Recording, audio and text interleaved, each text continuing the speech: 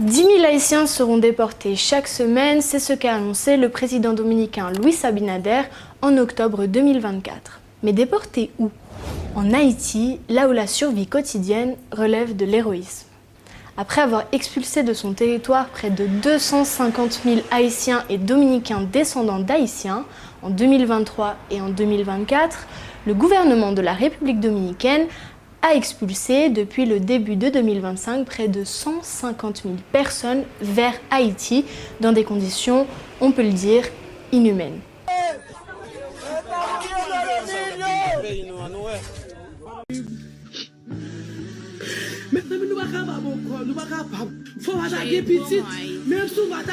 Ces expulsions collectives assumées par la République dominicaine constituent une violation flagrante des obligations internationales en mettant en danger la vie des personnes concernées. Mais concrètement, que signifie cette politique migratoire et quelles en sont les conséquences pour les Haïtiens ? Alors si on additionne la montée de la violence en Haïti et l'effondrement de toutes les institutions, eh bien tout ça, ça pousse un nombre croissant de personnes à rechercher refuge en République dominicaine. Aujourd'hui, le nombre de ressortissants haïtiens présents illégalement sur le territoire dominicain est estimé à environ 700 000 selon l'Institut dominicain des migrations. Parmi eux, il y a des personnes récemment arrivées, mais aussi pas moins de 200 000 personnes nées en République dominicaine, enfants d'exilés haïtiens, qui n'ont vraiment jamais vécu en Haïti. Pour eux, la situation elle est particulièrement complexe parce que bien qu'ils soient dominicains de naissance, la perte de la nationalité dominicaine les laisse sans aucun statut légal. Beaucoup de ces jeunes ne parlent ni créole ni français, n'ont aucun lien de culture avec Haïti et ont même été éduqués dans un système scolaire dominicain. Pourtant aujourd'hui, ils sont considérés comme des étrangers et l'accès à la naturalisation leur est très souvent refusé. Alors une tentative de correction a été votée en 2014 par le biais de la loi 169/14 destinée à restituer les droits de ses citoyens, mais en pratique cette mesure n'a pas été pleinement appliquée faute de moyens mais aussi de volonté politique. Beaucoup de témoignages font état de démarches longues, très coûteuses et surtout inefficaces pour obtenir des documents d'identité, ce qui entraîne une situation d'apatride. Sans papier, ces individus n'ont accès ni à l'enseignement supérieur, ni à l'emploi formel, ni même à l'ouverture d'un compte bancaire. Ils sont donc condamnés à des emplois précaires et à la marginalité. Ces dernières années, la politique migratoire dominicaine, elle s'est considérablement durcie. Dès 2013, le droit du sol a été retiré.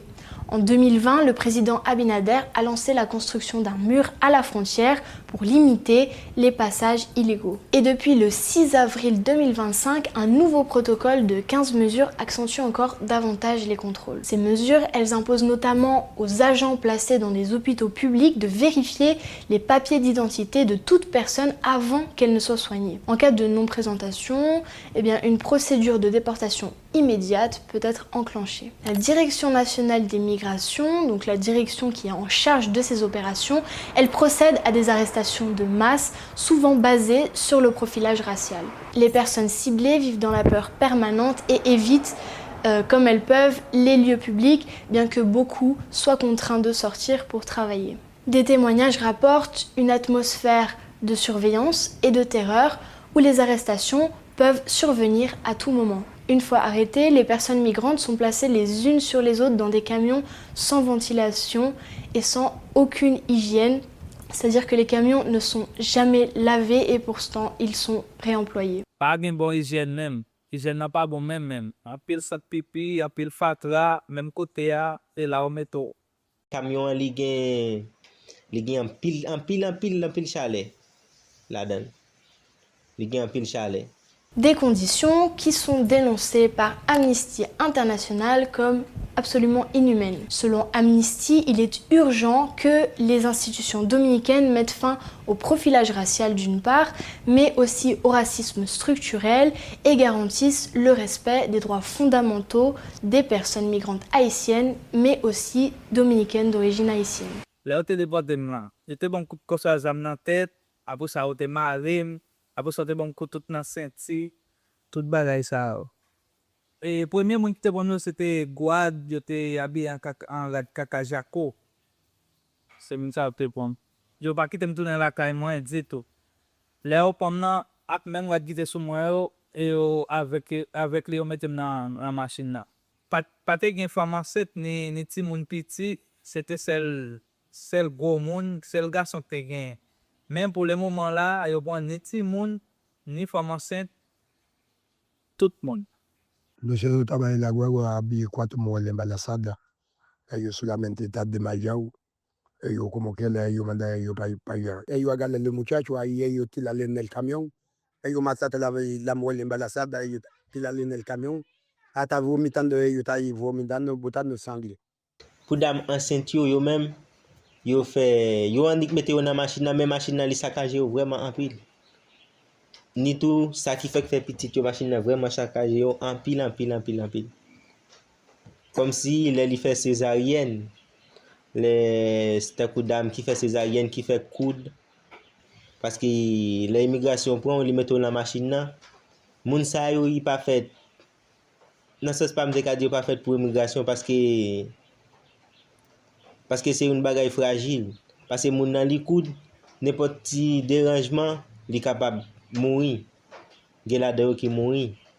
Avant d'être expulsés, les Haïtiens sont temporairement retenus dans des centres comme celui de Haïna, qui est le centre le plus grand du pays, où les capacités d'accueil sont aujourd'hui très largement dépassées. Des mineurs isolés, des femmes enceintes ou allaitantes y sont très régulièrement recensés. Dans ce plan, ça va bon même. Et côté Ushita, c'est là où coucher dans la piste là, sans on va bocaban, ni rien, on va gendra, ni rien. Freddy à bateau, c'est là où coucher dans la piste là comme ça. Et premier côté, on te fermé dans la prison. On te fermé dans la prison par la police, après ça, on te voyé dans la haine. 3 jours. À pile monde, pas qu'à compter combien de monde, à pile monde. Non, pas de violence, non, mais pas de bon traitement même. Haïna pas propre. En pile sale. C'est vraiment un pile monde, mais pour dormir, pas dormir joie parce que ça c'est un problème, ni parce que pas dormir joie. C'est un côté qui est vraiment sale, en pile. Mais il n'y a pas de cabane, il n'y a pas de rien. On seul bagage, il y a nous manger, mais pas tellement bon manger. Moi-même, pas manger. Malgré ce traitement, une grande partie des déportés préfèrent tenter de revenir en République dominicaine, très souvent pour retrouver leur famille de laquelle ils ont été séparés, ou alors pour fuir une misère encore plus extrême en Haïti. Je suis retourné, je payé 15 000 pesos pour me retourner parce que je suis une famille, moi je suis obligé de retourner ici là encore. Mais avec un pile misère, je suis retourner. Ça me demande aide pour si gen pays te ka mettre ensemble pour aider nous construire en Haïti parce que nous pas gen bon traitement ici là tout haïtien t'a même rester dans pays mais c'est parce que pas gen bon traitement, pas gen travail, pas gen vie même Haïti. Comprendre? Le coût du passage illégal, il peut varier entre 10 000 et 15 000 pesos dominicains, soit l'équivalent de 150 à 220 euros. Cela diffère en fonction de la région et des réseaux de passeurs qui coopèrent avec des soldats dominicains. Selon le groupe d'appui aux rapatriés et réfugiés, les personnes migrantes haïtiennes sont parfois battues et certaines femmes subissent des agressions sexuelles.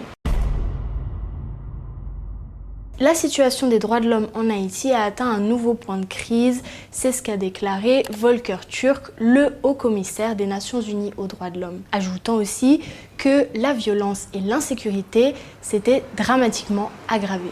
Haïti, donc le pays le plus pauvre des Amériques, a été plongé dans une crise sécuritaire majeure en 2024 lorsque des gangs ont lancé une attaque à Port-au-Prince afin de forcer le Premier ministre de l'époque, Ariel Henry, à démissionner. Haïti traverse une crise profonde, marquée par des défis structurels, mais aussi conjoncturels.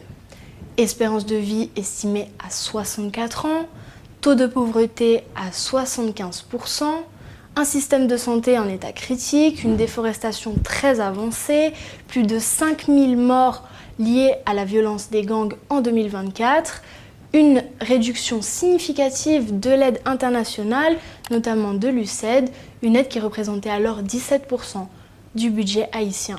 Et d'après l'OIM, en janvier dernier, on compte plus d'1 million de déplacés rien qu'à l'intérieur d'Haïti. La terre haïtienne devient indépendante en 1804, après une révolution victorieuse contre la France coloniale menée par des esclaves affranchis. C'est le premier pays d'Amérique latine et des Caraïbes à obtenir son indépendance et c'est le seul État au monde né d'une révolte d'esclaves réussie.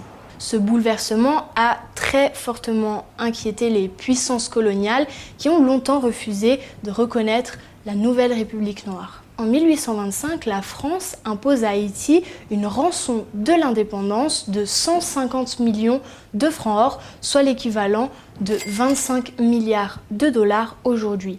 Un fardeau économique que le pays mettra plus d'1 siècle à rembourser, contractant des prêts auprès de banques françaises. Cette dette coloniale, elle a engendré un appauvrissement structurel qui a freiné très durablement le développement du pays et même encore aujourd'hui. Des campagnes comme Restitution Now demandent actuellement réparation. En 2022, Emmanuel Macron s'est dit prêt à faire toute la lumière sur le passé colonial de la France, sans pour autant mentionner le cas haïtien. Et plus récemment, en novembre 2024, le président a tenu des propos un tant soit peu polémiques à l'égard d'Haïti. Franchement, c'est les Haïtiens qui ont tué Haïti, en laissant le narcotrafic. Et là, ce qu'ils ont fait, le Premier ministre était super, je l'ai défendu, ils l'ont viré. C'est terrible, c'est terrible. Et moi, je ne peux pas remplacer, ils sont complètement cons. Ils n'auraient jamais dû le sortir. Le Premier ministre était formidable. Haïti se trouve donc être aujourd'hui le pays le plus pauvre des Antilles et ce n'est pas près de changer. Kids who are gang members have no other solution or way to survive than to join different gangs. One of the many problems, I would say, in Haiti is that more than 95% of the oil resources of the country are in the hand of less than 4% of the population. The second thing is corruption. The problem is, Haitian government, there is no one to listen to you, no matter if he is elected by people or imposed by somebody else, but there is no counterpart. UN works for peace as long as, involved parties, like war parties, are ready to work for peace. But as long as one of them is not ready to do anything, then nothing can be done. Depuis l'assassinat du président Jovenel Moïse en 2021, les institutions haïtiennes sont complètement effondrées. En 2025, 85% de la capitale serait sous le contrôle des gangs armés, selon le Bureau des Nations Unies pour la coordination des affaires humanitaires. Selon l'ONU, près de 5,5 millions d'Haïtiens ont besoin d'une aide humanitaire aujourd'hui pour survivre, à savoir la moitié de la population haïtienne. Seule issue pour les Haïtiens dans ce contexte, l'exil. La République dominicaine, qui partage l'île d'Hispaniola avec Haïti, affiche une croissance économique très soutenue, entre 4 et 5% suivant les années, et un secteur touristique vraiment florissant. Les deux pays sont séparés par une frontière terrestre longue de près de 400 km. C'est la seule frontière terrestre qu'Haïti possède avec un autre pays, donc cette proximité géographique, elle rend les mouvements migratoires non seulement possibles, mais aussi fréquents, surtout en période de crise en Haïti. Il faut savoir qu'historiquement, les Haïtiens ont joué un rôle central dans le développement économique de la République dominicaine. L'immigration haïtienne vers la République dominicaine, elle s'est intensifiée dès le XXe siècle avec des accords bilatéraux qui ont permis l'arrivée légale de dizaines de milliers de travailleurs entre 1952 et 1966. Après la chute du régime Duvalier, ces accords ne sont tout simplement pas renouvelés, laissant place à une migration informelle, souvent contrôlée par des réseaux de traite. Alors aujourd'hui, les Haïtiens sans papier, ils sont massivement employés dans l'agriculture, dans le bâtiment et aussi dans les services domestiques. Et leur précarité, elle permet aux employeurs d'éviter les cotisations et les taxes. Ce qui fait qu'un Haïtien non déclaré coûterait environ 5 fois moins cher qu'un travailleur dominicain pour les mêmes tâches. Selon l'ONG Corporate Accountability Lab, les conditions de vie dans les batailles des logements précaires situés près des exploitations agricoles sont alarmantes.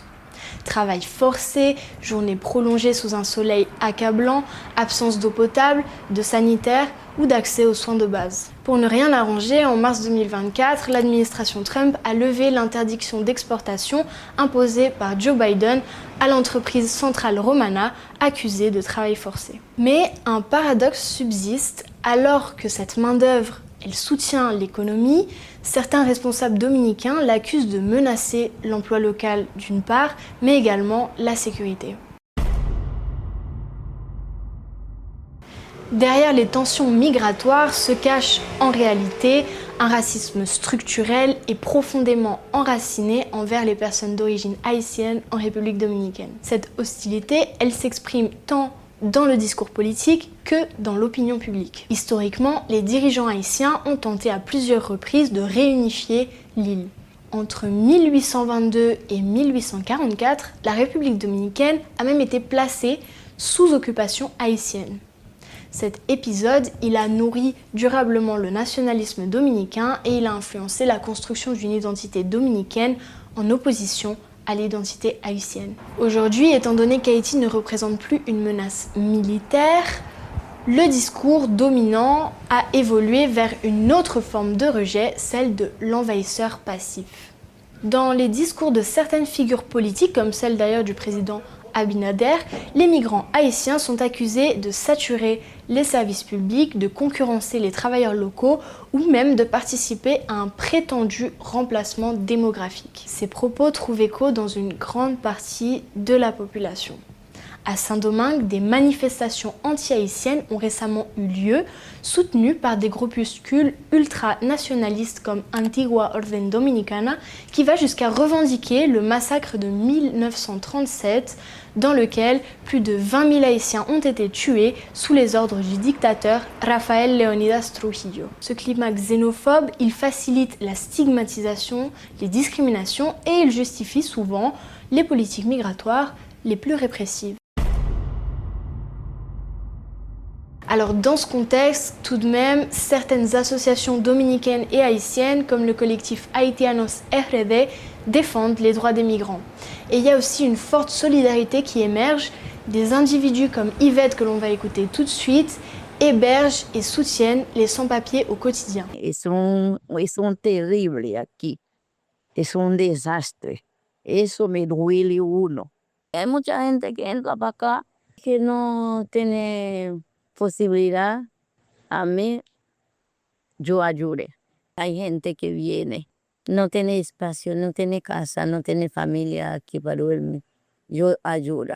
Si ellos no tienen espacio para dormir, mete ellos duermen para la casa hasta que ellos recuperen un trabajo. Y si ellos necesitan algo, yo te doy, así. Hay gente que viene con niños en brazos que no quieren. Yo les doy lo que hay, la ropa, comida, porque hay gente que viene con la mano vacía, necesita ropa, necesita todo. Si ellos están enfermos, de una vez yo mando a un hospital. Si ellos tienen una receta para que compren una medicina, yo puede ser. Yo no tengo, lo que yo tengo, yo ayudo. La situation migratoire entre Haïti et la République dominicaine est le reflet de dynamiques historiques, politiques et économiques imbriquées. Elle pose des enjeux majeurs de droits humains et de responsabilité internationale. Plus qu'un drame humanitaire, il s'agit de questions de justice durable à l'échelle régionale et globale.